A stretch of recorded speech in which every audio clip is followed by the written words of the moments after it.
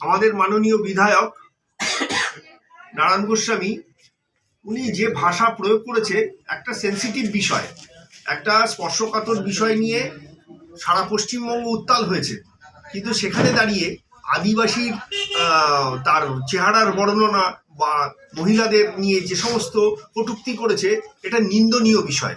আমরা ভারতীয় জনতা পার্টির পক্ষ থেকে এর প্রতিবাদ করছি। আগামী দিনে কি কোনো কর্মসূচি রয়েছে? হ্যাঁ, সিঙ্গুরে যেভাবে জমি দখল হয়েছে, যেভাবে চাষের জমিতে নোনা জল ঢুকিয়ে যেভাবে অন্যায় হয়েছে, হিটলারের শাসন, হিটলারের নাৎসি বাহিনী এবং গেস্টাপো যেভাবে অত্যাচার করেছে জার্মানের সাধারণ নাগরিকদের উপরে, তার থেকেও ভয়ঙ্কর একটা রূপ আমরা নন্দীগ্রামে যেটা হয়েছিল তার থেকেও জঘন্য রকম কার্যক্রম আজকে সন্দেশখালিতে হচ্ছে। এর প্রতিবাদে পশ্চিমবঙ্গ শুধু নয়, সারা দেশ গর্জে উঠেছে। আগামী দিনে আমরা এর ফল পশ্চিমবাংলায় আমরা দেখতে চাই। সিঙ্গুরে বলছো, সিঙ্গুর বলছো, সিঙ্গুর থেকে হয়েছে যে 6 তারিখ প্রধানমন্ত্রী আসবে, সেই কারণে আপনারা একটা বিশৃঙ্খলা 6 তারিখ পর্যন্ত তৈরি করে যাবেন, কি বলবেন? পশ্চিমবাংলার বুকে যে নারকীয় সংগঠিত নারকীয় কাণ্ড ঘটিয়েছে তৃণমূল কংগ্রেস, তার বিরুদ্ধেই প্রধানমন্ত্রীর আগমন। আগে হয়েছে সন্দেশখালি, তারপরে প্রধানমন্ত্রী সাধারণ মানুষের পাশে দাঁড়ানোর জন্য আসছেন। এটা শাক দিয়ে মাছ ঢাকবার একটা ভিন্ন একটা চক্রান্ত মমতা ব্যানার্জি করছেন। এতে কোনো ফল হবে না।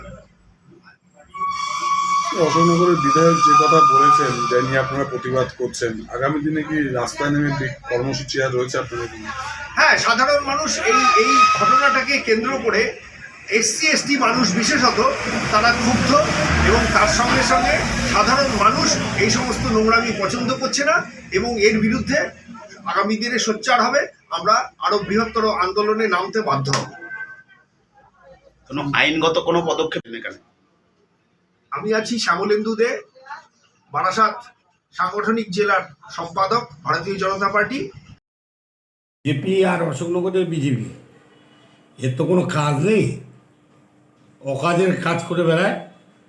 এলাকায় এত বড় বড় ঘটনা ঘটছে, এত কিছু হচ্ছে, কোনো ব্যাপারে ওদের খুঁজে পাওয়া যায় না।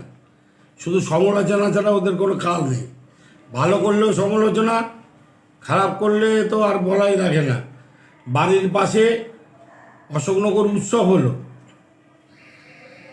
অশোকনগরের মানুষ মানে কোনোদিন ওনাকে দেখেনি যে এত বড় উৎসব হচ্ছে, থাকি অশোকনগরে এত সুন্দর অনুষ্ঠান করছেন বিধায়ক, পাশে থাকি, এইসব তো কোনো ব্যাপার নেই। এছাড়া এত বড় বিভিন্ন দুর্ঘটনা ঘটেছে, হ্যাঁ, একটা বা অ্যাক্সিডেন্ট হয়েছে, এ শুধু প্রেস বাইট করে সমালোচনা ও সমালোচনা, মানুষের কোনো উপকারে আজ অবধি লাগেনি, এখন লাগছে না, আগামী দিনে লাগবে না।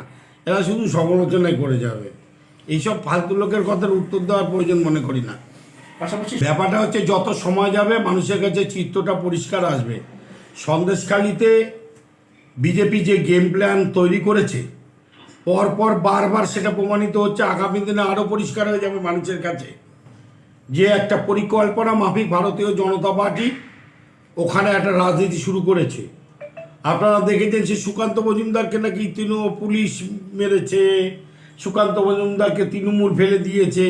পরে সবাই দেখলো ক্যামেরায় যে একজন ভদ্রমহিলা বোরকা পরে সে প্রথমে পুলিশকে গাড়ির উপর থেকে তাকে ধাক্কা দিয়ে ফেলে দিল, তারপরে আবার সুকান্ত মজুমদারের হাত ধরে টেনে গাড়ি দিয়ে ফেলে দিল।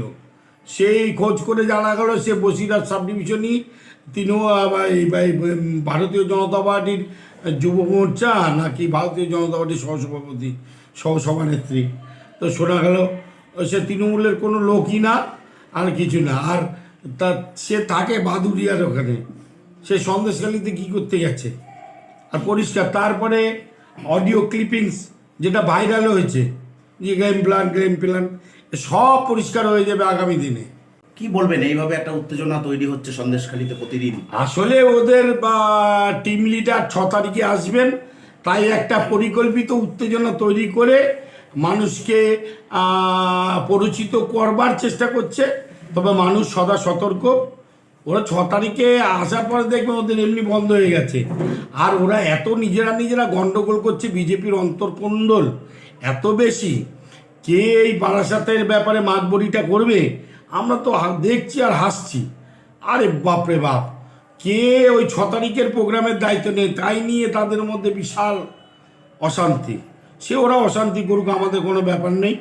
যে আসবে, দিল্লি থেকে আসবে, বোম্বে থেকে আসবে, রাজা বাদশারা আসবে, কিন্তু বাংলার উন্নয়ন মমতা বন্দ্যোপাধ্যায় হাত ধরে, বাংলার মানুষ উন্নয়নের পক্ষে মমতা ব্যানার্জির সাথে। আপনার নাম আর পরিচয়?